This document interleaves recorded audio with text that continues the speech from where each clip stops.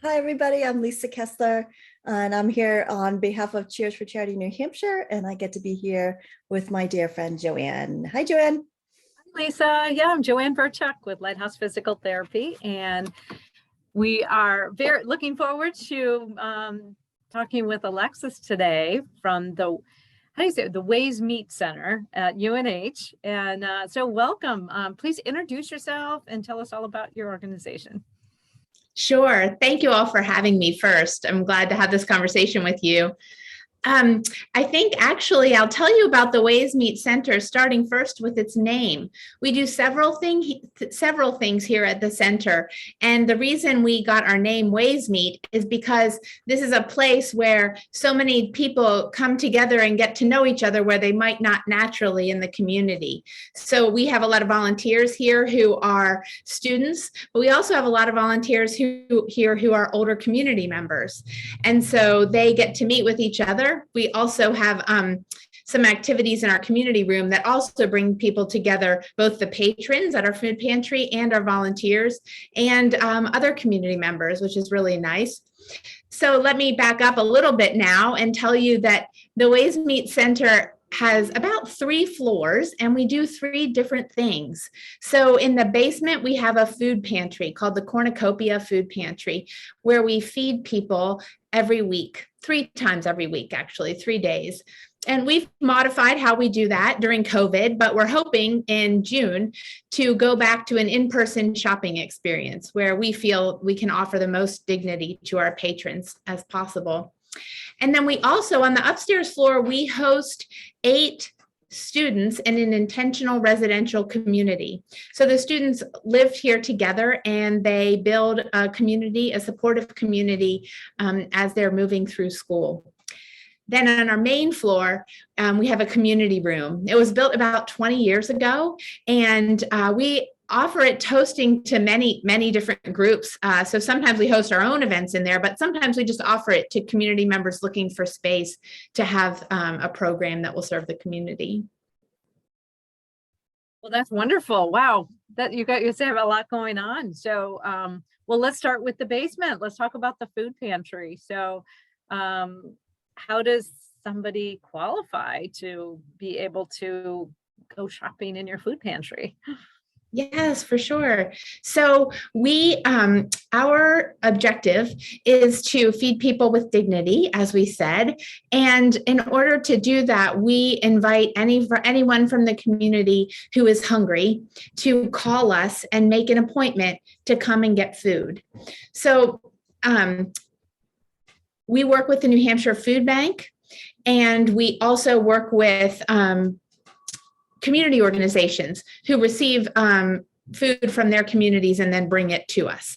So that's how we stock the food pantry, primarily for the food bank, but also the food bank has a program that food pantries around the state participate in it's a food rescue program. So the food bank and the local pantries work with grocery stores around the area in order to pick up food that normally would be thrown away or composted, and we bring that to the pantry and we feed people with that.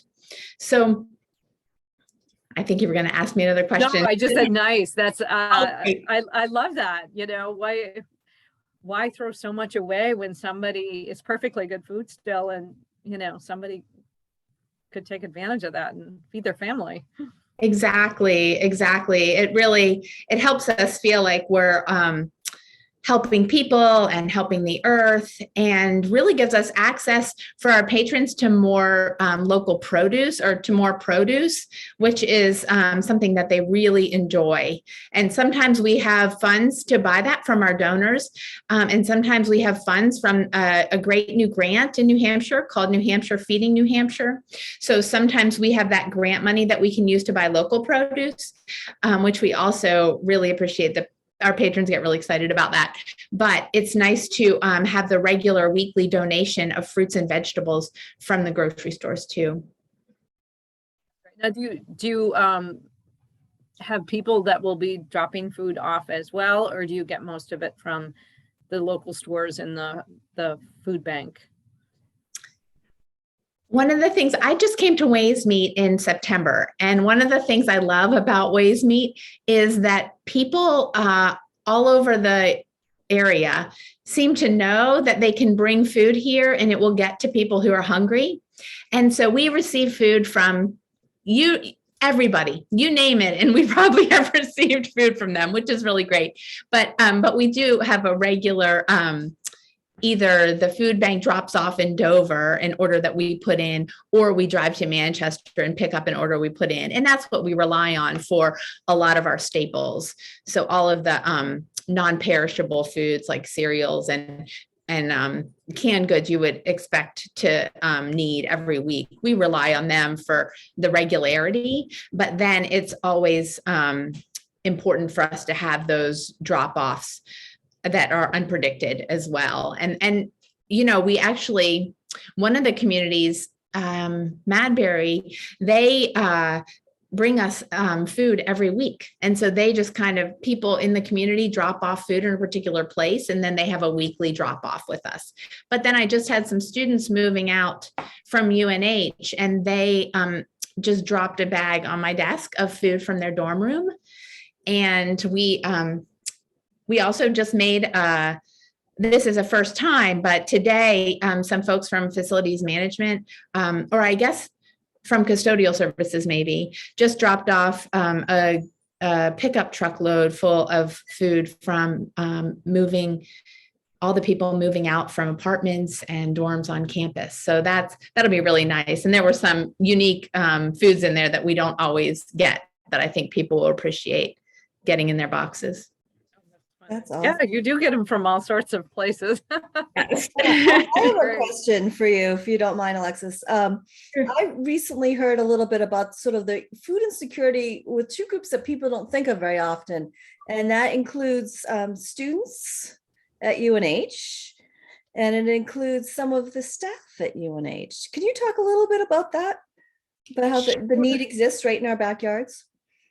Sure, that is absolutely true. Those are two communities where we don't traditionally think of there being need and food insecurity, but there definitely is, and we see that here. Thankfully, over the last 2 years, the awareness in the area of student need has really grown.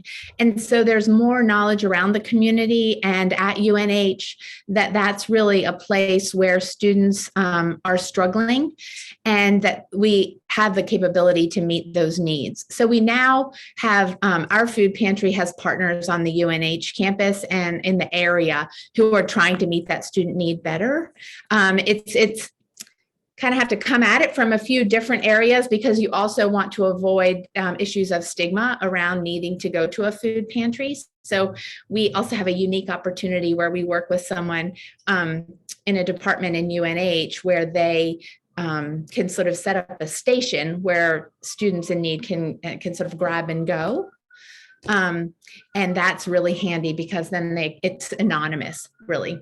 But then there are other resources at UNH as well that are meeting a lot of the student need. So we meet some student need as well here, but we actually are seeing more in our numbers now because the university has sort of upped its game in that area. We're noticing more staff folks are coming here to supplement. And what we're really doing is supplementing. We can't provide everybody all their food needs, and thankfully most people don't necessarily need all their food needs met by us. I mean, some do try to stretch that out, but what we give is sort of getting to the end of the month, helping people make it to the end of the month, right? And so we're able to do that with some staff folks on campus and their families, which is nice. So I was looking on your website and I saw a couple fun things that you guys also do there in your community group, which I thought was kind of fun. You have drum circle and community dinners and a community garden. What a great opportunity to bring people together. So yeah, it really is. It really is a great opportunity. this community room is really just a treat. I hope you'll get to come by sometime because the light comes into it so nicely. It just feels very open and welcoming. And of course, the community dinners during COVID did not really happen. It wasn't safe. It's not a huge banquet hall where we could separate people for social distancing very well. So we had to limit the scope of those and really kind of tone that down. But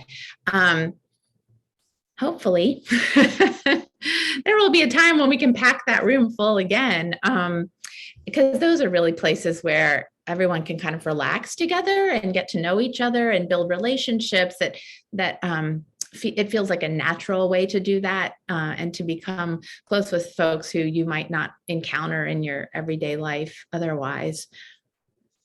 I think it's a place of resilience for the community, those places that we can come together around the table and do that.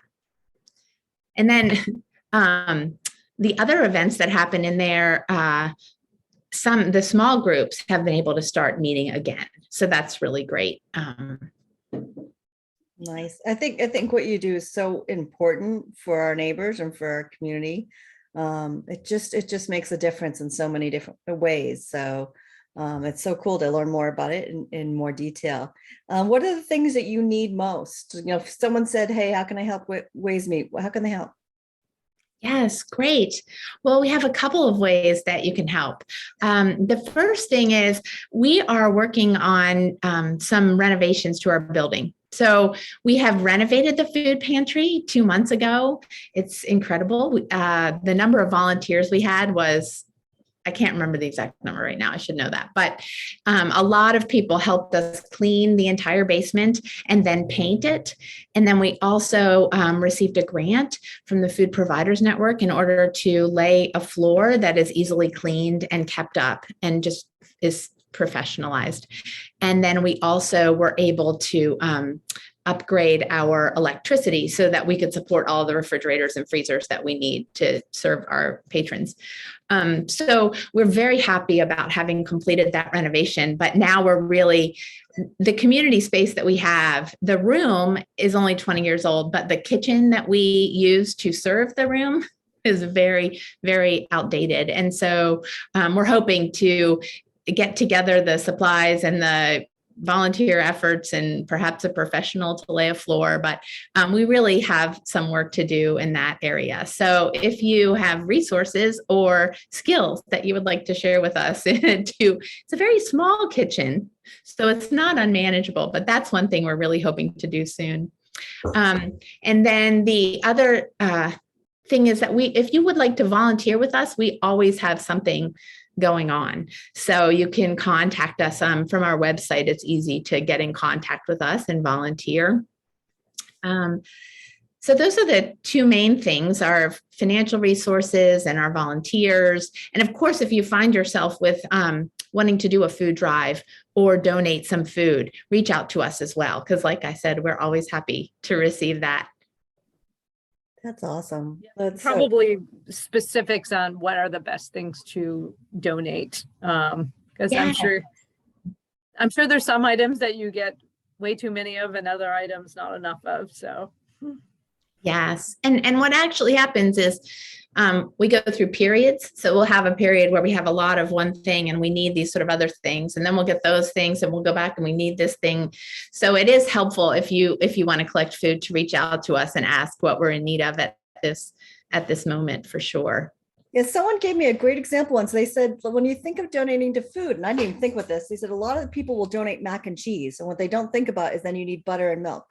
Right. And, exactly. So they'll have boxes and boxes of mac and cheese, but no butter and milk to make mac and cheese with. And I was like, oh, right. The things you don't think about unless it's in your kitchen, right? And you're like, yes. You're like, oh yeah, I need it all, That's exactly right. And in fact, we receive some money from donors, and some of the things we purchase are milk, butter, cheese, eggs, those things that are perishable and a little bit hard to do for a food drive, but are absolutely necessary. Yeah, it's amazing. Well, Alexis, this has been awesome. It's been a great overview and highlights of what your organization does and how you help the community. And we so appreciate you not only spending time with us, but all the hard work you do for supporting our community and our neighbors. Thank you very much. I really appreciate the opportunity, and especially just to talk with you and all of you. Thanks. It's been fun.